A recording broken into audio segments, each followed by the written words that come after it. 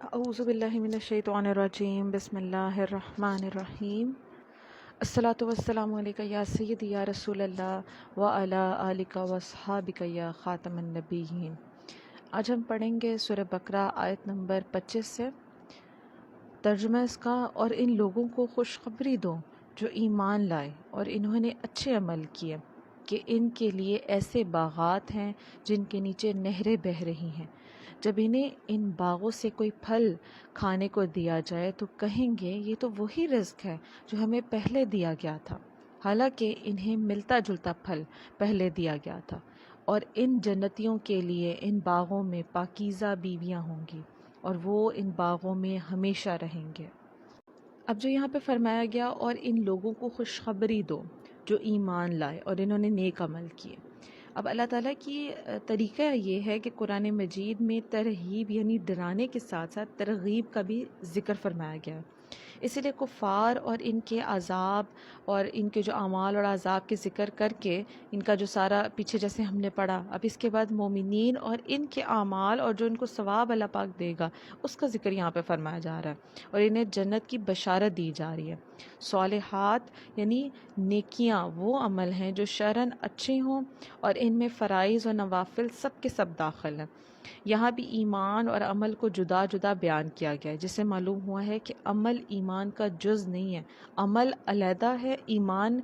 ہے جو اندر دل کی کیفیت کا نام ہے، جس میں ہمارے سارے عقائد شامل ہوتے ہیں، اور عمل وہ ہوتا ہے جو ہمارے ظاہر سے جس چیز کا اظہار ہوتا ہے، ہماری ظاہری نیکیاں جیسے نماز ہو گیا، زکوٰۃ ہو گئی، روزہ رکھنا ہو گیا، یہ سارے جو ہیں وہ ہمارے اعمال ہیں کہ جن کو ارکان اسلام بھی کہا جاتا ہے۔ تو ایمان الگ چیز ہے اور ارکان الگ چیز ہے۔ پھر آگے فرمایا کہ اور انہیں ملتا جلتا پھل دیا گیا۔ جنت کے پھل اب رنگت میں آپس کے ملتے جلتے ہوں گے مگر ذائقے میں جدا جدا ہوں گے، اسی لیے ایک دفعہ ملنے کے بعد جب دوبارہ ان کو وہ پھل دیا جائے گا تو جنتی کہیں گے کہ یہ پھل تو ہمیں پہلے بھی مل چکا، مگر جب اس کو کھائیں گے تو اس سے نئی لذت وہ پائیں گے اور ان کا لطف اور زیادہ ہو جائے گا۔ اب دیکھیں یہاں پہ جو ہم ایک پھل کھاتے ہیں تو دنیا میں تو وہ ایک پھل بار بار کھایا جائے، بار بار کھایا جائے تو وہی اس کا ذائقہ ہوتا ہے، کوئی فرق نہیں ہوتا ذائقے میں۔ لیکن جب جنت کے پھل ایسے ہوں گے کہ ان کا ذائقہ بھی مختلف ہوگا ہر مرتبہ۔ اب اس کا یہ معنی بھی بیان کیا گیا ہے کہ انہیں دنیاوی پھلوں سے ملتے جلتے پھل دیے جائیں گے تاکہ وہ ان پھلوں سے مانوس رہیں، لیکن جنتی پھل ذائقے میں دنیاوی پھلوں سے بہت اعلیٰ ہوں گے، یعنی دکھنے میں ملتے جلتے ہوں گے دنیاوی پھلوں سے، لیکن ذائقے میں وہ مختلف ہوں گے۔ پھر اور جو انعام عطا ہوا کیا ہے؟ جنتی بیویاں۔ جنتی بیویاں خواہ حوریں ہوں یا سب کی سب تمام ناپاکیوں اور گندگیوں سے پاک ہوں گی، ایسی عورتیں، اور نہ جسم پر میل ہوگا، نہ کوئی گندگی ہوگی، اور اس کے ساتھ بتایا جا رہا ہے کہ وہ بد مزاجی اور بد اخلاقی سے بھی پاک ہوں گی جنتی بیویاں۔ اور وہ ان باغوں میں ہمیشہ رہیں گے۔ جنتی نہ کبھی فنا ہوں گے نہ جنت سے نکالے جائیں گے، لہٰذا جنت اور اہل جنت کے لیے فنا نہیں ہے، جنت جو ہے وہ ختم ہونے والی چیز نہیں ہے، ختم ہونے والی جگہ نہیں ہے۔ پھر اگلی آیت پہ فرمایا نمبر 26 میں: بے شک اللہ اس سے حیا نہیں فرماتا کہ مثال سمجھانے کے لیے کیسی ہی چیز کا ذکر فرمائے، مچھر ہو یا اس سے بھی بڑھ کر۔ بہرحال ایمان والے تو جانتے ہیں کہ یہ ان کے رب کی طرف سے حق ہے، اور رہے کافر تو وہ کہتے ہیں کہ اس مثال سے اللہ کی کیا مراد ہے۔ اللہ بہت سے لوگوں کو اس کے ذریعے گمراہ کرتا ہے اور بہت سے لوگوں کو ہدایت عطا فرماتا ہے، اور وہ اس کے ذریعے صرف نافرمانوں ہی کو گمراہ کرتا ہے۔ اب اللہ تعالیٰ نے سورہ بقرہ کے جو ہم نے دوسرا رکوع پڑھا تھا، پیچھے جو آیات پڑھی تھی، اس میں جب منافقین کی مثالیں دی جا رہی تھیں تو جو مثالیں منافقین کے حوالے سے بیان کی گئی تھی تو منافقین نے یہ اعتراض کیا تھا کہ اللہ تعالیٰ کی شان اس سے بلند تر ہے تو وہ ایسی مثالیں کیوں بیان فرماتا ہے۔ بعض علماء نے فرمایا کہ جب اللہ تعالیٰ نے کفار کے معبودوں کو کمزوری کو مکڑی کے جالوں وغیرہ کی مثالوں سے بیان فرمایا، یعنی کہ جو کفار کے بت ہیں ان کو فرمایا کہ یہ تو اتنے کمزور ہیں کہ جس طرح مکڑی کے جال ہوتا ہے کمزور، تو اس کی مثال دی۔ تو یہ جو کفار یہ کہنے لگے کہ اللہ تعالیٰ اتنی جو ہے وہ بڑا ہے، تو پھر یہ ایسی چھوٹی چھوٹی مثالیں، مکڑی کی جال کی مثال اللہ پاک دے رہا ہے۔ اب چونکہ مثالوں کا بیان حکمت کے مطابق اور مضمون کو دل نشین بنانے کے لیے ہوتا ہے، اور ماہرین کلام کا یہ طریقہ ہے کہ اس لیے مثال بیان کرنے پر اعتراض کرنا یہاں پہ غلط ہے۔ اب اللہ تعالیٰ کیا فرما رہے ہیں کہ اللہ بہت سے لوگوں کو اس کے ذریعے گمراہ کرتے ہیں، یعنی ان الفاظ سے کافروں کو جواب دیا گیا ہے کہ مثالیں بیان کرنے سے اللہ تعالیٰ کا کیا مقصود ہے۔ نیز مومنین اور کافروں کے مقولے اس کی دلیل ہے کہ قرآنی مثالوں کے ذریعے بہت سے لوگ گمراہ ہو جاتے ہیں، جیسے یہ منافقین ہو گئے اور کفار ہو گئے، یہ الٹا اعتراض کرنا شروع ہو گئے، اور جن کی عقلوں پر جہالت کا غلبہ ہوتا ہے، اور جن کی عادت صرف ضد اور مقابلے بازی اور انکار اور مخالفت ہوتی ہے، اور کلام کے بالکل معقول، مناسب اور مکمل کے مطابق ہونے کے باوجود اس کا انکار کرتے ہیں، یعنی نکتہ چینیاں کرنا۔ اور انہی مثالوں کے ذریعے اللہ تعالیٰ بہت سے لوگوں کو ہدایت بھی دیتا ہے، جس طرح انہی مثالوں کے ذریعے اللہ تعالیٰ نے فرما رہا ہے کہ بہت سے لوگ گمراہ ہوں گے، تو بہت سے لوگ اسی مثالوں کے ذریعے ہدایت پر بھی آئیں گے، کہ جو غور و تحقیق کے عادی ہوں گے اور انصاف کے خلاف بات نہیں کہتے، جو جانتے ہیں کہ حکمت یہی ہے کہ عظیم المرتبہ چیز کی مثال کسی قدر و قیمت والی چیز سے، اور حقیر چیز کی مثال کسی ادنیٰ چیز سے دی جاتی ہے۔ جیسے کہ آیت نمبر 17 میں ہم نے پڑھا کہ حق کی مثال نور سے اور باطل کی مثال تاریکی سے دی گئی۔ اب نزول قرآن کا اصل مقصد تو ہدایت ہے، لیکن چونکہ بہت سے لوگ اپنی کم فہمی کی وجہ سے قرآن کو سن کر گمراہ بھی ہو جاتے تھے، لہٰذا اس اعتبار سے فرمایا گیا کہ قرآن کے ذریعے بہت سے لوگ گمراہ بھی ہوتے ہیں، جو اس کا صحیح مطلب نہیں سمجھ پاتے، اور جو نکتہ چینیاں، اعتراض، مخالفت میں پڑے رہتے ہیں، وہ لوگ پھر گمراہ ہی ہو جاتے ہیں۔ وہ کتاب تو پڑھتے ہیں، قرآن تو پڑھتے ہیں، لیکن وہ قرآن جو پڑھنا ہے وہ بھی ان کے لیے گمراہی کا باعث بن رہا ہوتا ہے۔ اب جو فرمایا کہ اور وہ اس کے ذریعے صرف نافرمانوں ہی کو گمراہ کرتا ہے، فاسقین کا لفظ استعمال کیا۔ شریعت میں فاسق اس نافرمان کو کہتے ہیں جو کبیرہ گناہ کا مرتکب ہو۔ فسق کے 3 درجے بیان کیے گئے ہیں تفسیر میں۔ ایک یہ ہے کہ آدمی اتفاقیہ کسی کبیرہ گناہ کا مرتکب ہو جائے اور اس کو برا ہی جانتا رہے، مطلب دل سے برا جانے، لیکن اتفاقاً اس سے کوئی کبیرہ بہت بڑا کوئی گناہ ہو گیا۔ دوسرا یہ کہ کبیرہ گناہوں کا عادی ہو گیا اور اس سے بچنے کی پرواہ نہیں کرتا۔ اور تیسرا یہ ہے کہ حرام کو اچھا جان کر ارتکاب کرے، اور اس درجے والا شخص جو ہے وہ ایمان سے محروم ہو جاتا ہے، جو حرام کو اچھا جان کر پھر آگے اس کا ارتکاب کرتا ہے۔ اب پہلے 2 درجے میں جب تک سب سے بڑے کبیرہ گناہ یعنی کفر اور شرک کا ارتکاب نہ کرے گا تو وہ مومن اور مسلمان ہی رہے گا۔ اگر کفر اور شرک نہیں کیا تو تب تک وہ شخص جو ہے وہ گناہوں کا عادی ہے، کبیرہ گناہ کرتا ہے، لیکن پھر بھی جو ہے وہ چونکہ اس نے کفر اور شرک نہیں کیا، اس وجہ سے وہ مومن اور مسلمان ہی کہلائے گا۔ لیکن جو آخری کیٹیگری والا بندہ ہے کہ جو حرام کو اچھا جان کر اس کا ارتکاب کرے، کسی حرام کام کو، شراب کا عادی ہے، اب حرام ہے، لیکن وہ اس کو کہے، اس کو الٹا اچھا جانے، اس کی حرام ہونے کو حرام ہی نہ جانے، الٹا اس کو اچھا مانے، تو پھر ایسے شخص کے بارے میں کہا جا رہا ہے کہ وہ شخص جو ہے وہ ایمان سے ہی محروم ہو چکا۔ اسی لیے مذکورہ آیت میں فاسقین سے وہی نافرمان مراد ہے جو ایمان سے خارج ہو گئے ہیں۔ پھر اگلی آیت نمبر 27 میں فرماتے ہیں اللہ پاک کہ وہ لوگ جو اللہ کے وعدے کو پختہ ہونے کے بعد توڑ ڈالتے ہیں اور اس چیز کو کاٹتے ہیں کہ جس کے جوڑنے کا اللہ نے حکم دیا اور زمین میں فساد پھیلاتے ہیں، تو یہی لوگ نقصان اٹھانے والے ہیں۔ اب اس سے وہ عہد مراد ہے جو اللہ تعالیٰ نے گزشتہ آسمانی کتابوں میں حضور اکرم صلی اللہ علیہ وسلم پر ایمان لانے کے متعلق فرمایا تھا، یعنی کہ عہد لیا تھا گزشتہ آسمانی کتابوں میں اللہ پاک نے ان امتوں سے کہ جب نبی آخر الزماں تشریف لے کر آئیں گے تو تم نے ان پر ایمان لے کر آنا۔ تو یہاں پہ یا تو اس عہد کا ذکر ہے جو حضور اکرم صلی اللہ علیہ وسلم کے متعلق لیا گیا،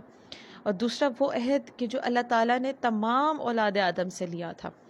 اور وہ تمام یعنی کہ جتنی بھی روحیں پیدا ہوئی ہیں یا ہونے والی ہیں یا ہو چکی ہیں، سب کو اللہ تعالیٰ نے جمع کیا تھا اور عالم ارواح میں سب سے پوچھا تھا اور وعدہ لیا تھا، اقرار کروایا تھا کہ من رب کا، اور سب نے کہا تھا کالو بلا، جو ایمان والے تھے وہ انہوں نے اقرار کر لیا تھا جس کا ذکر ہم سورہ اعراف میں پڑھیں گے. اور دوسرا عہد جو ہے انبیاء کرام کے ساتھ جو مخصوص ہے، انبیاء کرام سے لیا گیا تھا. ایک تو حضور اکرم صلی اللہ علیہ وسلم سے متعلق، دوسرا عہد جو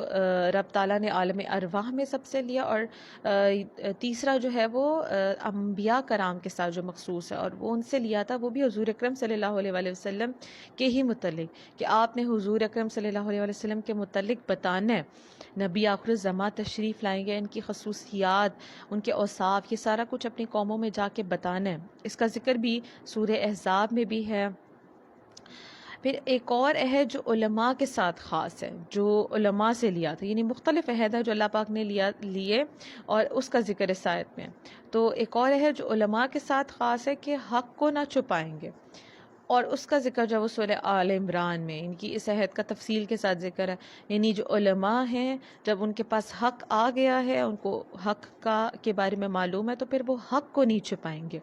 یہ ہر اہل علم پر یہ ذمہ داری عائد ہو جاتی ہے کہ حق پہنچ گیا ہے، آپ کو پتہ چل گیا حق سچ کا، تو پھر اب آپ اس کو چھپا نہیں سکتے. کسی بھی مصلحت کے تحت، کسی بھی بات کے تحت حق کو چھپانا نہیں ہے. یہ ہم سے عہد لیا گیا ہے علماء سے. پھر اس کے بعد ہے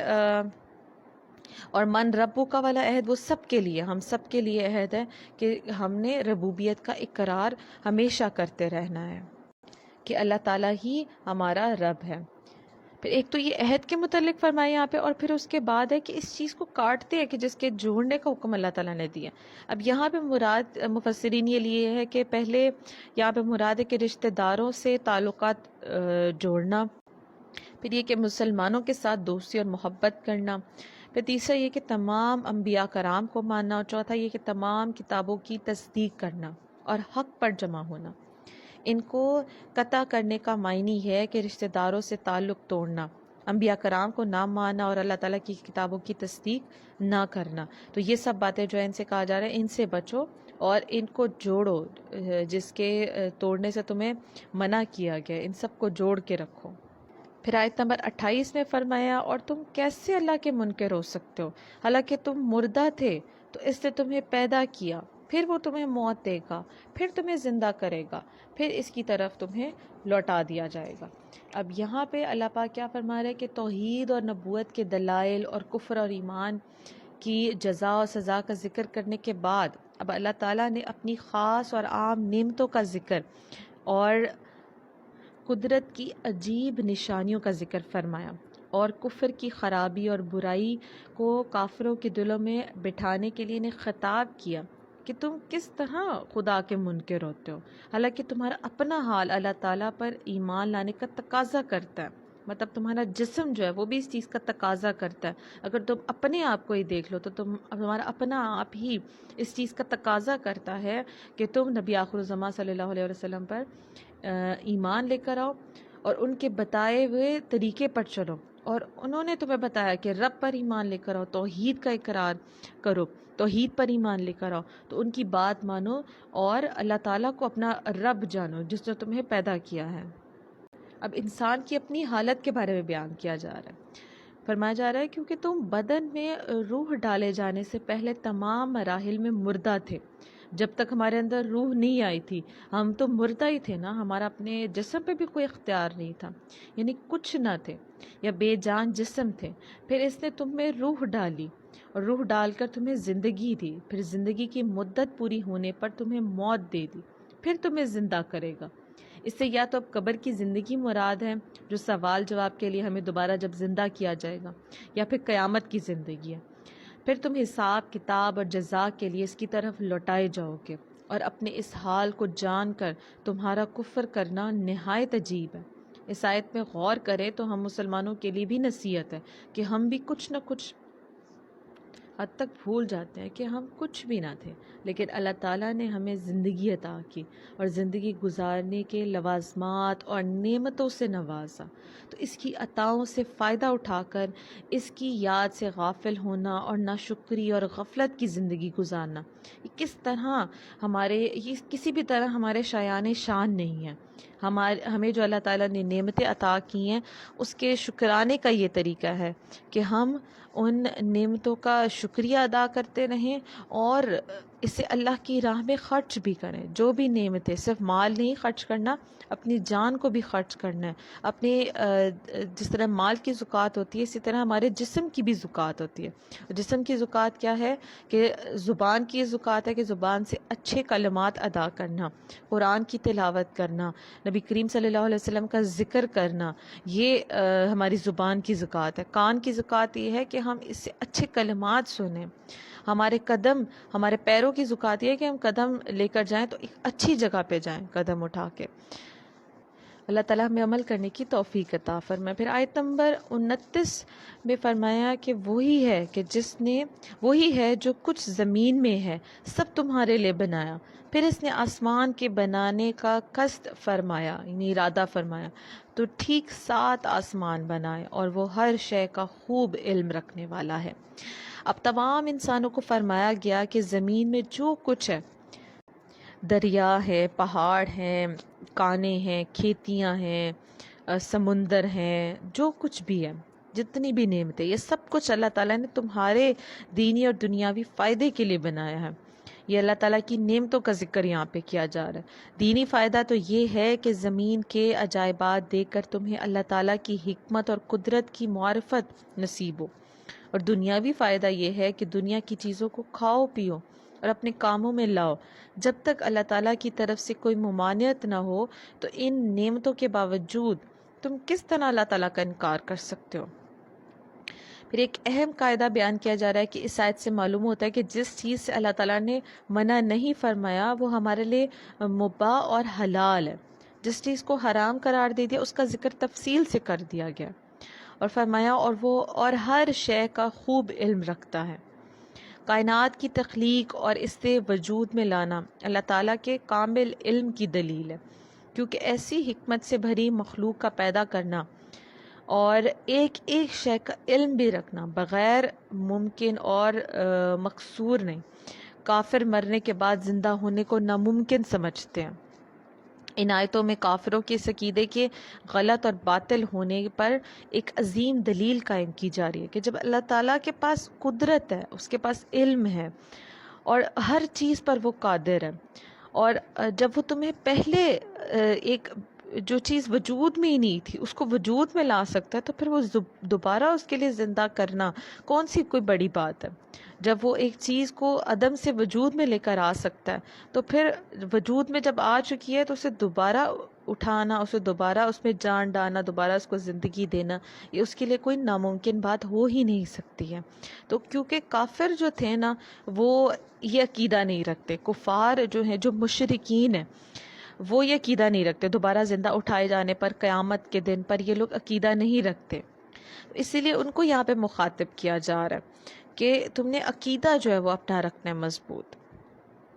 کہ قیامت کا دن آنا اور اس میں دوبارہ اٹھائے جانا، اس پر ہمارا سب کا عقیدہ مضبوط ہونا چاہیے. یہ بھی ہمارے عقائد کا حصہ ہے. پھر اگلی آیت نمبر 30، اور فرمایا اور یاد کرو جب تمہارے رب نے فرشتوں سے فرمایا تھا. یہاں سے ہم پڑھیں گے حضرت آدم علیہ السلام کی پیدائش کا واقعہ، ان کا جنت پہ رہنا، پھر دنیا میں تشریف لے کر آنا، یہ سارے واقعات اب پڑھیں گے آیت نمبر 30 سے. اور یاد کرو جب تمہارے رب نے فرشتوں سے فرمایا تھا کہ میں زمین میں اپنا نائب بنانے والا ہوں. تو انہوں نے عرض کیا تھا کیا تم زمین میں اسے نائب بنائے گا کہ جو اس میں فساد پھیلائے گا اور خون بہائے گا؟ حالانکہ ہم تیری حمد کرتے ہیں، تیری تسبیح کرتے ہیں اور تیری پاکی بیان کرتے ہیں. فرمایا بے شک میں وہ جانتا ہوں جو تم نہیں جانتے. اب واقعہ کیا ہوا تھا حضرت آدم علیہ السلام کی پیدائش کا، وہ بیان کیا جا رہا ہے تفسیر میں کہ اللہ تعالیٰ نے حضرت آدم علیہ السلام کی تخلیق سے پہلے فرشتوں سے فرمایا تھا کہ میں زمین میں خلیفہ بنانے والا ہوں. اس پر فرشتوں نے عرض کیا تھا کہ اے اللہ، کیا تو زمین میں اس کو نائب بنائے گا جو اس میں فساد پھیلائے گا اور خون بہائے گا؟ حالانکہ ہم ہر وقت تیری تسبیح کرتے رہتے ہیں، یعنی تیری خلافت کے مستحق تو ہم ہیں، کیونکہ ہم تیری ثنا بیان کرتے رہتے ہیں، ہر وقت ہم تیری تسبیح کرتے رہتے ہیں، تیرا ذکر کرتے رہتے ہیں. اللہ تعالیٰ نے فرمایا کہ جو مجھے معلوم ہے وہ تمہیں معلوم نہیں ہے. پھر اللہ تعالیٰ نے حضرت آدم علیہ السلام کی تخلیق کے بعد انہیں تمام چیزوں کے نام سکھا دیے، اور پھر ان چیزوں کو فرشتوں کے سامنے پیش کر کے فرمایا کہ اگر تم اس بات میں سچے ہو کہ تم یہ خلافت کے مستحق ہو تو ان چیزوں کے نام تو بتاؤ. فرشتوں نے یہ سن کر عرض کیے کہ اے اللہ، ہمیں تو صرف اتنا علم ہے جتنا تو نے ہمیں سکھا دیا، ساری علم اور حکمت تو تیرے پاس ہی ہے۔ پھر اللہ تعالیٰ نے حضرت آدم علیہ السلام سے فرمایا کہ اے آدم، تم انہیں ان تمام اشیاء کے نام بتا دو۔ جب آدم علیہ السلام نے انہیں ان اشیاء کے نام بتا دیے تو اللہ تعالیٰ نے فرمایا کہ فرشتوں، کیا میں تمہیں کیا میں تمہیں نہیں کہتا تھا کہ میں آسمان اور زمین کی تمام چھپی چیزوں کو جانتا ہوں، اور میں تمہیں ظاہر اور پوشیدہ باتوں کو جانتا ہوں، تمہاری ظاہر کو، تمہاری پوشیدہ ہر بات کو جانتا ہوں۔ اب خلیفہ جو یہاں پہ فرمایا کہ اللہ تعالیٰ نے فرمایا میں زمین میں اپنا نائب بنانے والا ہوں۔ خلیفہ اس کو کہتے ہیں جو احکامات جاری کرنے اور دیگر اختیارات میں اصل کا نائب ہوتا ہے۔ اگرچہ تمام انبیاء کرام اللہ تعالیٰ کے خلیفہ ہیں، لیکن یہاں خلیفہ سے حضرت آدم علیہ السلام مراد ہے، اور فرشتوں کو حضرت آدم علیہ السلام کی خلافت کی خبر اس لیے دی گئی تھی کہ وہ ان کے خلیفہ بنائے جانے کی حکمت دریافت کرے۔ اور اب اعتراض نہیں کیا تھا جو فرشتے تھے، انہوں نے اس کی حکمت بھی پوچھنا چاہی تھی۔ فرشتوں کا پوچھنے کا انداز اور تھا، کوئی اعتراض نہیں تھا ان کا یہ انداز، اور ان پر خلیفہ کی عظمت اور شان ظاہر ہو کہ ان کو پیدائش سے پہلے ہی خلیفہ کا لقب عطا کیا گیا حضرت آدم علیہ السلام کو، تو وہ حکمت جاننا چاہتے تھے یہ کیسی ہستی ہیں کہ ان کو جو ہے پہلے سے ہی، ان کی پیدائش سے پہلے ان کو خلیفہ کا لقب بھی عطا کیا جا چکا ہے، اور آسمان والوں کو ان کی پیدائش کی بشارت بھی دی گئی ہے۔ اب پھر یہ بات ہے کہ فرشتوں سے مشورے کے انداز میں کلام کرنے کا سبب کیا ہے؟ اب یاد رہے کہ اللہ تعالیٰ اس سے پاک ہے کہ اس کو کسی سے مشورے کی حاجت ہو۔ البتہ یہاں خلیفہ بنانے کی خبر فرشتوں کو ظاہری طور پر مشورے کے انداز میں دی گئی تھی۔ اس سے اشارتاً معلوم ہوتا ہے کہ کوئی اہم کام کرنے سے پہلے اپنے ماتحت افراد سے مشورہ کر لیا جائے، تاکہ اس کام سے متعلق ان کے ذہن میں کوئی خلش ہو تو اس کا ازالہ ہو جائے، اور کوئی ایسی مفید رائے مل جائے کہ جس سے وہ کام مزید بہتر انداز میں ہو جائے۔ اللہ تعالیٰ نے اپنے حبیب صلی اللہ علیہ وآلہ وسلم کو بھی صحابہ کرام سے مشورہ کرنے کا حکم دیا، جیسے کہ سورہ آل عمران میں ارشاد فرمایا گیا کہ اور کاموں میں ان سے مشورہ لیتے رہا کرو، یعنی صحابہ کے بارے میں فرمایا کہ ان سے مشورہ لیتے رہا کرو، اور انصار صحابہ کرام کا وصف بیان کرتے ہیں، وہ ارشاد فرماتے ہیں کہ اور ان کا کام ان کے باہمی مشورے سے ہوتا ہے، سورہ شورا کی آیت ہے۔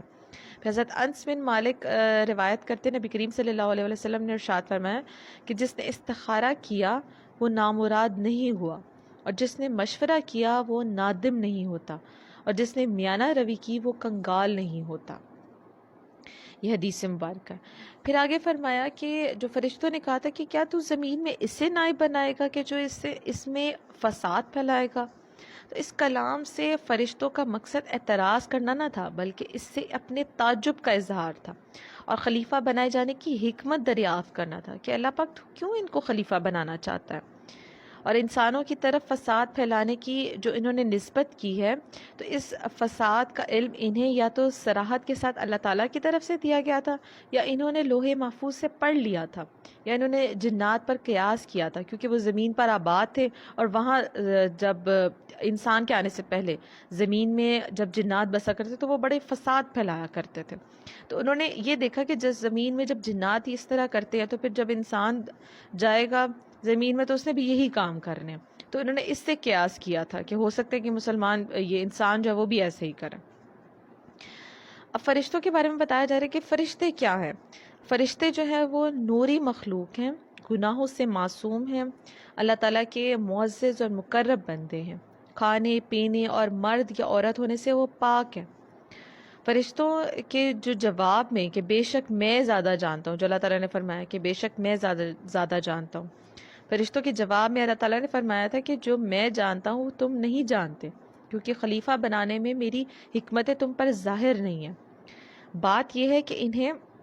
انسانوں میں انبیاء بھی ہوئے ہیں، انہی انسانوں میں انبیاء بھی ہوئے ہیں، اولیاء بھی ہوئے ہیں، علماء بھی ہوں گے، اور یہ حضرات علمی اور عملی دونوں فضیلتوں کے جامع ہوں گے۔ اس بنا پر میں نے ان کو خلافت عطا فرمائی ہے، یعنی کہ ان میں سے فساد پھیلانے والے لوگ نہیں ہوں گے، ان میں نیک لوگ بھی ہوں گے۔ پھر آیت نمبر 31 ہے، اور اللہ تعالیٰ نے آدم کو تمام اشیاء کے نام سکھا دیے، پھر ان سب اشیاء کو فرشتوں کے سامنے پیش کر کے فرمایا کہ اگر تم سچے ہو تو ان کے نام بتاؤ۔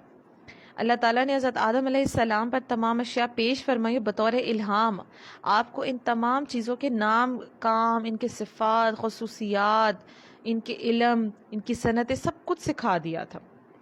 اور پھر فرمایا کہ مجھے ان کے نام بتاؤ. تمام چیزیں فرشتوں کے سامنے پیش کر کے ان سے فرمایا گیا تھا کہ اگر تم اپنے خیال میں سچے ہو تو تم سے زیادہ علم والی کوئی مخلوق نہیں ہے. اگر تم یہ سمجھتے ہو اور خلافت کے تم ہی مستحق ہو تو پھر ان چیزوں کے نام بتاؤ جو تمہارے سامنے ہیں. کیونکہ خلیفہ کا کام اختیار استعمال کرنا، کاموں کی تدبیر کرنا، عدل اور انصاف کرنا ہوتا ہے. اور یہ بغیر اس کے ممکن نہیں ہے کہ خلیفہ کو ان تمام چیزوں کا علم ہو کہ جس پر اسے اختیار دیا گیا اور جن کا اسے فیصلہ کرنا ہے. تو جب فرشتوں سے یہ پوچھا گیا اب تو پھر ان کا کیا تھا کہ وہ نہیں جانتے تھے. یہ اگلی آیت میں اس کا ہم پڑھیں گے. یہاں پہ پھر تفسیر میں علم کی کچھ فضیلتیں بیان کی گئی ہیں، فضائل بیان کی گئے ہیں. اس آیت پہ اللہ تعالیٰ نے حضرت آدم علیہ السلام کے فرشتوں پر افضل ہونے کا سبب علم ظاہر فرمایا. اس سے معلوم ہوا ہے کہ علم خلوتوں اور تنہائیوں کی عبادت سے افضل ہے. حضرت ابو ذر رضی اللہ تعالیٰ عنہ فرماتے ہیں کہ حضور صلی اللہ علیہ وسلم نے مجھ سے ارشاد فرمایا کہ اے ابو ذر، تمہارا اس حال میں صبح کرنا کہ تم نے اللہ تعالیٰ کی کتاب سے ایک آیت سیکھی ہو، یہ تمہارے لیے 100 رکعتیں نفل پڑھنے سے بہتر ہے. اور تمہارا اس حال میں صبح کرنا کہ تم نے علم کا ایک باب سیکھا ہو جس پر عمل کیا ہو یا نہ کیا ہو، تو یہ تمہارے لیے 1000 نوافل پڑھنے سے بہتر ہے. ابن ماجہ کی حدیث ہے. یعنی کہ تم مطلب علم کی کتنی فضیلت بیان کی جا رہی ہے کہ ایک آیت پڑھنا ایک طرف اور دوسری طرف 100 رکعت نفل پڑھنا ہے ایک طرف. یعنی ایک آیت پڑھ کے سیکھنا، صرف پڑھنا نہیں، صرف محض تلاوت نہیں، بلکہ سیکھنے کا فرمایا حضور نے. اور پھر دوسرا علم کا ایک باب، یعنی کہ علم کے حوالے سے کوئی ایک باب سیکھا ہو تو اور اس پر عمل بھی کیا ہو یا نہ کیا ہو، چاہے عمل کیا ہو یا نہ کیا ہو، لیکن تمہیں 1000 نوافل کے برابر اس کا ثواب ملے گا. یعنی ایک عابد سے زیادہ جو ہے ایک عالم کا درجہ ہوتا ہے. حضرت حذیفہ رضی اللہ تعالیٰ عنہ سے روایت نبی کریم صلی اللہ علیہ وسلم نے فرمایا کہ علم کی فضیلت عبادت کی فضیلت سے زیادہ ہے اور تمہارے دین کی بھلائی تقوی اختیار کرنے میں ہے. پھر اس کے بعد فرمایا کہ انبیاء کرام فرشتوں سے کس طرح سے افضل ہے. تفسیر میں اس کا ذکر ہے کہ واقعہ آدم علیہ السلام سے یہ بھی معلوم ہوا ہے کہ انبیاء کرام فرشتوں سے افضل ہے. اور اس کے حوالے سے 6 دلائل بتائے جا رہے ہیں. پہلا یہ کہ حضرت آدم علیہ السلام کو اللہ تعالیٰ نے اپنا خلیفہ بنایا، اور یہ اس بات کی دلیل ہے کہ وہ فرشتوں سے افضل ہے، کیونکہ ہر شخص یہ بات اچھی طرح جانتا ہے کہ بادشاہ کے نزدیک لوگوں میں سب سے بڑے مرتبے والا وہ شخص ہوتا ہے جو ولایت اور تصرف میں بادشاہ کا قائم مقام ہو. دوسرا یہ کہ حضرت آدم علیہ السلام فرشتوں سے زیادہ علم رکھنے والے ہیں، اور جیسے زیادہ علم ہو تو وہ زیادہ افضل ہوتا ہے. اللہ تعالیٰ نے خود قرآن میں فرمایا کہ علم والے بے علم برابر ہو سکتے ہیں. پھر تیسرا یہ کہ اللہ تعالیٰ نے فرشتوں کو یہ حکم دیا کہ وہ آدم علیہ السلام کو سجدہ کریں. اس سے معلوم ہے کہ وہ فرشتوں سے افضل ہے، کیونکہ سجدے میں انتہائی تواضع ہوتی ہے، اور کسی کے سامنے انتہائی تواضع وہی کرے گا کہ جو اس سے کم مرتبے والا ہوگا. تو اللہ تعالیٰ نے فرشتوں کو حکم دیا تھا کہ آپ آدم علیہ السلام کو سجدہ کریں. پھر حضور اکرم صلی اللہ علیہ وسلم کی حدیث مبارکہ بیان کی جا رہی ہے. حضرت ابو سعید خدری رضی اللہ تعالیٰ عنہ سے روایت نبی کریم صلی اللہ علیہ وسلم نے فرمایا کہ میرے 2 وزیر آسمانوں میں اور 2 وزیر زمین میں ہیں. آسمانوں میں میرے 2 وزیر جبرائیل اور میکائیل ہیں، اور زمین میں میرے 2 وزیر حضرت ابو بکر، حضرت عمر فاروق رضی اللہ تعالیٰ عنہما ہیں. اب اس حدیث مبارکہ سے یہ معلوم ہوا ہے کہ حضور صلی اللہ علیہ وسلم بادشاہ کی طرح ہیں. حضرت جبرائیل اور حضرت میکائیل دونوں ان کے وزیروں کی طرح ہیں، اور چونکہ بادشاہ وزیر سے افضل ہوتا ہے اسی لیے ثابت ہوا کہ حضور صلی اللہ علیہ وسلم فرشتوں سے افضل ہے. اسی طرح یعنی تمام انبیاء کا جو مرتبہ فرشتوں سے کئی زیادہ افضل ہے. پھر آگے آیت نمبر 32 میں فرمایا، ترجمہ: فرشتوں نے عرض کی اے اللہ تو پاک ہے، ہمیں تو صرف اتنا علم ہے جتنا تو نے ہمیں سکھا دیا، بے شک تو ہی علم والا حکمت والا ہے. اب حضرت آدم علیہ السلام کے علمی فضل و کمال کو دیکھ کر فرشتوں نے بارگاہ الہی میں اپنی عاجزی کا اعتراف کیا، اپنی عاجزی کا اظہار کیا، اور جو سوال انہوں نے کیا تھا اللہ کی بارگاہ میں حکمت معلوم کرنے کے لیے، تو اس پر انہوں نے اپنی عاجزی کا اظہار کیا. اب انہیں انسان کی فضیلت اور اس کی پیدائش کی حکمت معلوم ہو گئی تھی کہ جس کو وہ پہلے نہ جانتے تھے۔ اس آیت سے انسان کی شرافت اور علم کی فضیلت ثابت ہوتی ہے، اور یہ بھی کہ اللہ تعالیٰ کی طرف تعلیم کی نسبت کرنا صحیح ہے، اگرچہ اس کو معلم نہ کہا جائے، کیونکہ معلم پیشہ ور تعلیم دینے والے کو کہتے ہیں۔ پھر اگلی آیت، آیت نمبر 33 ہے۔ پھر اللہ تعالیٰ نے فرمایا، اے آدم، تم انہیں ان اشیاء کے نام بتا دو تو جب آدم علیہ السلام نے انہیں ان اشیاء کے نام بتا دیے تو اللہ تعالیٰ نے فرمایا، اے فرشتوں، کیا میں تمہیں یہ نہ کہتا تھا کہ میں آسمان اور زمین کی تمام چھپی چیزوں کو جانتا ہوں، اور میں جانتا ہوں جو کچھ تم ظاہر کرتے ہو، جو کچھ تم چھپاتے ہو۔ فرشتوں نے جو بات ظاہر کی تھی وہ یہ تھی کہ انسان فساد انگیزی اور خون ریزی کرے گا، اور جو بات چھپائی تھی وہ یہ تھی کہ خلافت کے مستحق وہ خود ہیں، یعنی اندر یہ بات تھی۔ تو اللہ تعالیٰ نے کہا، میں تمہاری دونوں باتوں کو جانتا ہوں، جو تم نے ظاہر کی اور جو تم نے چھپا کے رکھی، یہ دونوں باتوں کو میں خوب جاننے والا ہوں۔ علم اور فضل والی ذات جو ہے وہ اللہ کی ہے، اور ہر چیز کا غیب کا علم بھی اللہ کو ہے۔ 34 آئے تھے، اور یاد کرو جب ہم نے فرشتوں کو حکم دیا کہ آدم کو سجدہ کرو، ابلیس کے علاوہ سب نے سجدہ کیا، اس نے تکبر کیا، اس نے انکار کیا اور تکبر کیا اور کافر ہو گیا۔ اب اللہ تعالیٰ نے حضرت آدم علیہ السلام کو تمام موجودات کا نمونہ اور عالمی روحانی اور جسمانی کا مجموعہ بنایا، اور فرشتوں کے لیے حصول کمالات کا وسیلہ بنایا، تو انہیں حکم فرمایا کہ حضرت آدم علیہ السلام کو سجدہ کریں، کیونکہ اس میں حضرت آدم علیہ السلام کی فضیلت کا اعتراف ہے۔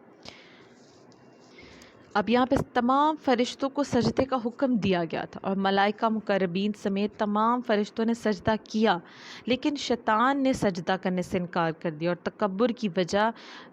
کی وجہ سے یہ سمجھتا رہا کہ میں فضیلت والا ہوں، اور آدم علیہ السلام سے اپنے آپ کو افضل سمجھنے لگا، اور اس جیسے انتہائی عبادت گزار فرشتوں کے استاد اور مقرب بارگاہ الہی کو سجدہ کا حکم دینا حکمت کے خلاف ہے۔ یہ اس نے سوچا، ایسا سمجھا کہ میں اتنا عبادت گزار ہوں، میں فرشتوں کا استاد ہوں، اللہ کی بارگاہ میں اتنا مقبول ہوں، سب سے زیادہ یہی عبادت کیا کرتا تھا۔ تو اس نے کہا کہ میرے جیسے جو ہے مخلوق کو اللہ تعالیٰ کہہ رہا ہے کہ اس ادنا مخلوق سے جب وہ اس کو میں سجدہ کروں معاذ اللہ، تو یعنی اس نے حقیر جانا اور نبی کی توہین جانا، اس چیز اب نبی کی توہین کی اس نے، اور اپنی توہین جانا کہ میں جو ہے کیسے سجدہ کر سکتا ہوں ایسے۔ اور حضرت آدم علیہ السلام اور ابلیس کا یہ جو واقعہ قرآن نے 7 صورتوں میں اس کو بیان کیا ہے۔ اب سجدے سے متعلق چند شرعی احکامات پڑھ لیتے ہیں کہ سجدہ جو ہے اس کی 2 قسمیں، ایک عبادت کا سجدہ جو عبادت کی نیت سے کیا جاتا ہے، اور دوسرا تعظیماً جو سجدہ کیا جاتا ہے۔ عبادت کا سجدہ جو ہوتا ہے وہ تو کسی کو معبود سمجھ کر کیا جاتا ہے، جیسے ہم اللہ پاک کی ذات کو کرتے ہیں، اللہ کے لیے خاص ہے جو عبادت والا سجدہ ہے، اور یہ کسی اور کے لیے نہیں ہو سکتا، اور نہ ہی کسی شریعت پہ کبھی جائز ہوا ہے کہ کسی اور کے لیے یہ سجدہ کیا جائے۔ جو تعظیم والا سجدہ ہے جس کا یہاں پہ ذکر کیا گیا، جو حضرت آدم علیہ السلام کو سجدہ کرنے کا حکم ہوا، وہ تعظیماً سجدے کا حکم تھا، اور وہ اس لیے تھا کہ ان کو یعنی تعظیم کی جائے، ان کی تعظیم کہتے ہیں عزت احترام کو۔ تو تعظیمی سجدہ پہلی شریعتوں میں جائز ہوا کرتا تھا، ہماری شریعت میں اس کو منسوخ کر دیا گیا، اب کسی کے لیے سجدہ کرنا جائز نہیں ہے، لہٰذا کسی پیر یا ولی یا مزار کو تعظیماً سجدہ کرنا، یہ ہم لوگ بھی اس کو حرام ہی جانتے ہیں۔ لیکن یہ بھی یاد رہے کہ تعظیمی سجدہ کرنے والوں پر یہ بھی بہتان نہیں لگانا چاہیے کہ یہ معبود سمجھ کر سجدہ کر رہے ہیں، یہ خدا سمجھ کر سجدہ کر رہے ہیں۔ یہ اس تعظیمی سجدے سے بڑا جرم ہے، کیونکہ یہ مسلمانوں کو مشرک اور کافر کہنے والی بات ہے۔ اب وہ اس کے دل کا اندر کی بات ہے کہ اس نے آیا تعظیماً سجدہ کیا ہے یا اس نے عبادت والا سجدہ کیا ہے، لیکن اس پہ بہتان لگا دیا جاتا ہے کہ اس نے تو عبادت والا ہی سجدہ کیا، اس نے تعظیم والا سجدہ نہیں کیا۔ تو اس چیز کا بہتان سے بچنا چاہیے، بتا دینا چاہیے، سمجھا دینا چاہیے کہ ہماری شریعت نے اس کو منع کیا ہے، لیکن بہتان نہیں لگانا چاہیے، اور خاص کر کفر اور شرک کا بہتان تو کسی پہ نہیں لگانا چاہیے۔ اعلیٰ حضرت امام احمد رضا خان فرماتے ہیں کہ غیر اللہ کو تعظیماً سجدہ کرنے کے حرام ہونے پر انہوں نے پوری ایک کتاب لکھی ہے، اور اس میں انہوں نے فرما دیا، فتویٰ جاری کر دیا کہ غیر اللہ کے لیے سجدہ تعظیمی کے حرام ہونے کا بیان اس کے حوالے سے انہوں نے فرما دیا کہ یہ جو ہے وہ ہر طرح سے سجدہ تعظیمی بھی اب ہماری شریعت پہ حرام ہے۔ پھر تکبر کی مذمت کے حوالے سے جو حضور اکرم صلی اللہ علیہ وسلم کی احادیث مبارکہ ہیں، حضور نے فرمایا کہ تکبر حق کی مخالفت کرنے اور لوگوں کو حقیر جاننے کا نام ہے، اور دوسری حدیث ہے فرمایا تکبر سے بچتے رہو، کیونکہ اسی تکبر نے شیطان کو اس بات پر ابھارا تھا کہ وہ حضرت آدم علیہ السلام کو سجدہ نہ کرے۔ اور تیسری حدیث ہے کہ آدمی دوسرے لوگوں کے مقابلے میں اپنی ذات کو بلند سمجھتا رہتا ہے، یہاں تک کہ اسے تکبر کرنے والوں میں لکھ دیا جاتا ہے، پھر اسے وہی عذاب پہنچے گا جو تکبر کرنے والوں کو پہنچا ہے۔ پھر اگلی آیت پڑھیں گے، آیت نمبر 25 اور 26، ترجمہ آیت کا پڑھتے ہیں۔ اور ہم نے فرمایا کہ اے آدم، تم اور تمہاری بیوی جنت میں رہو اور بغیر روک ٹوک کے جہاں تمہارا جی چاہے کھاؤ، البتہ اس درخت کے قریب نہ جانا ورنہ حد سے بڑھنے والوں میں شامل ہو جاؤ گے۔ تو شیطان نے ان دونوں کو جنت سے لغزش دی، پس انہیں وہاں سے نکلوا دیا جہاں وہ رہتے تھے، اور ہم نے فرمایا تم نیچے اتر جاؤ، تم ایک دوسرے کے دشمن بنو گے اور تمہارے لیے ایک خاص وقت تک زمین میں ٹھکانا ہے اور زندگی گزارنے کا سامان ہے۔ اب جو واقعہ یہاں پہ ہوا اس کا خلاصہ بیان کیا جا رہا ہے کہ حضرت آدم علیہ السلام کو سجدہ نہ کرنے کی وجہ سے شیطان مردود ہو گیا تھا، لہٰذا وہ حضرت آدم علیہ السلام کو نقصان پہنچانے کی طاق میں رہتا تھا۔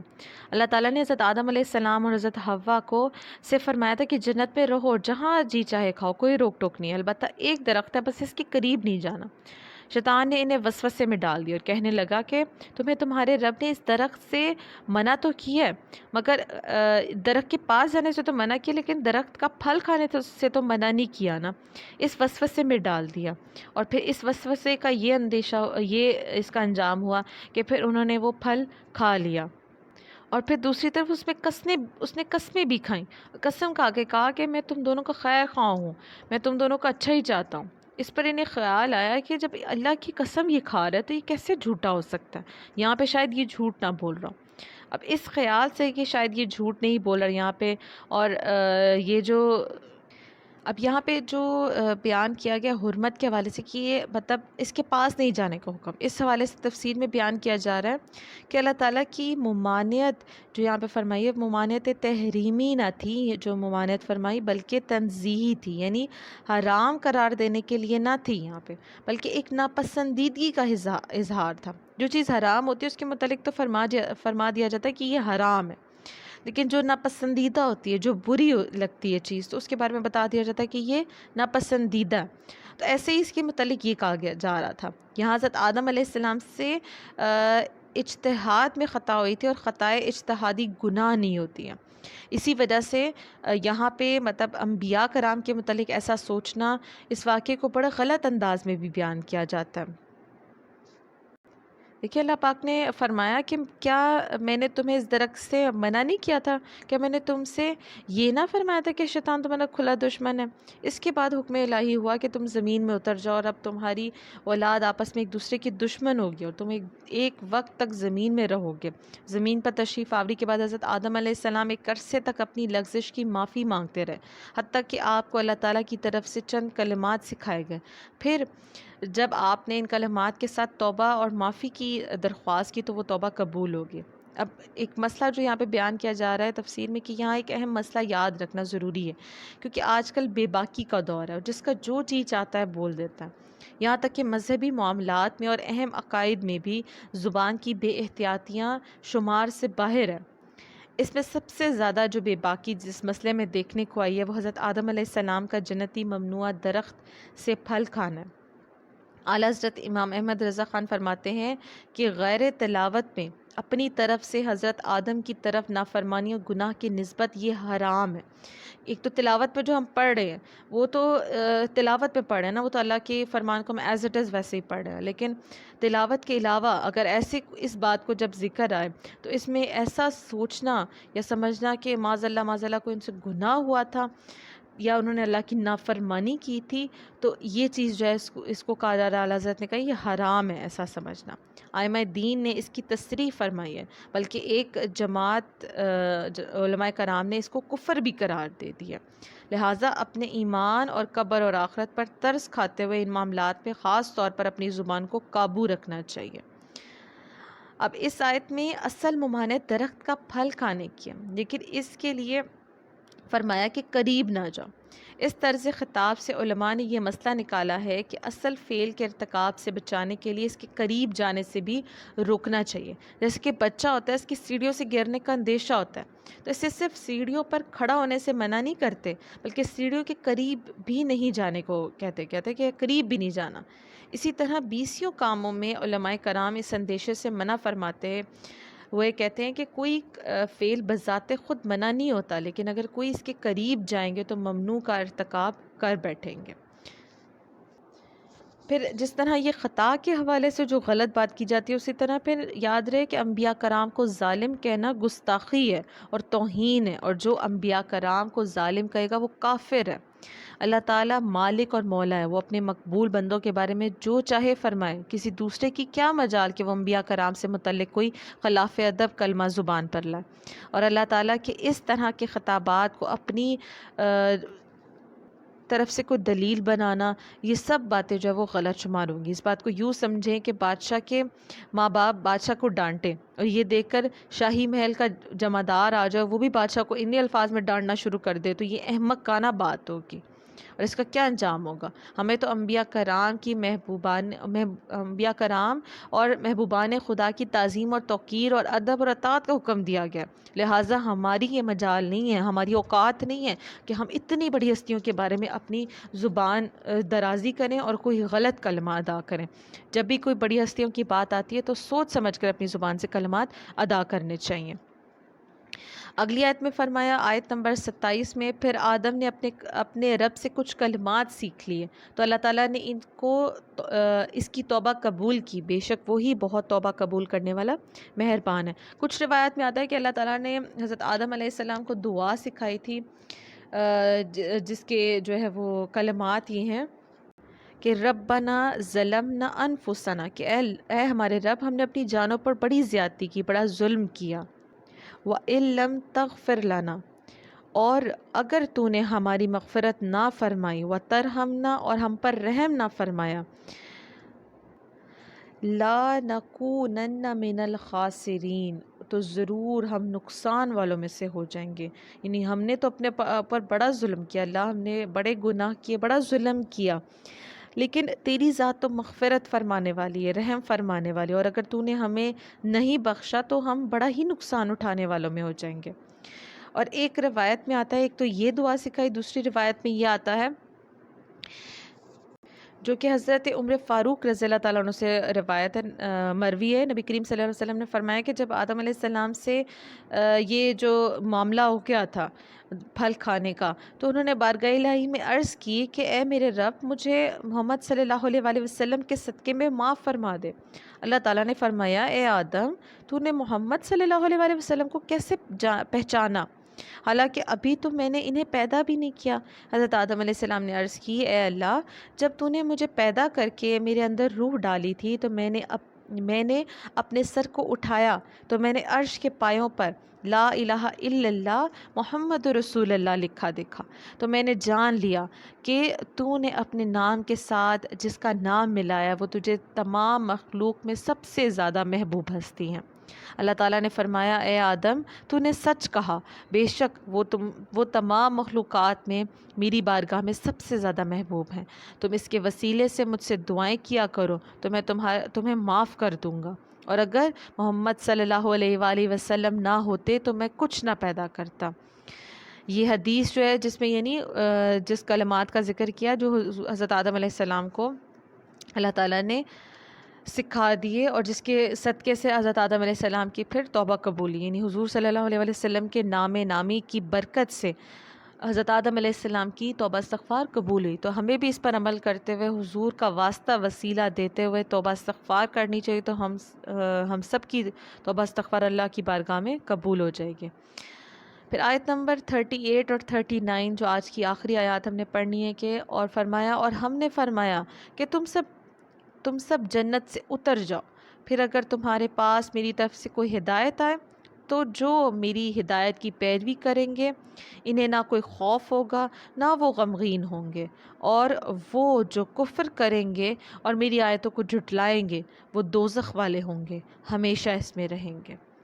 ہدایت الہی کے پیروکاروں کے لیے بشارت ہے یہاں پہ کہ انہیں نہ تو قیامت کی بڑی گھبراہٹ کا خوف ہوگا نہ وہ غمگین ہوں گے، بلکہ بے غم جنت میں داخل ہو جائیں گے۔ یہاں جمع کی صیغے کے ساتھ سب کو اتارنے کا حکم فرمائیں گے، یعنی اس میں حضرت آدم علیہ السلام، حضرت حوا کے ساتھ ان کی اولاد بھی یہاں پہ شامل ہے جو بھی حضرت آدم علیہ السلام کے پشت میں تھی۔ اگلا لیکچر ہم انشاءاللہ آیت نمبر 40 سے پڑھیں گے، جس میں بنی اسرائیل کے واقعات کا بھی یہاں سے ذکر شروع ہو جائے گا۔ دعا ہے کہ جو پڑھا سمجھا اللہ تعالیٰ اسے قبول فرمائے اپنی بارگاہ میں، اور ہم سب کو عمل کرنے کی توفیق عطا فرمائے، آمین یا رب العالمین۔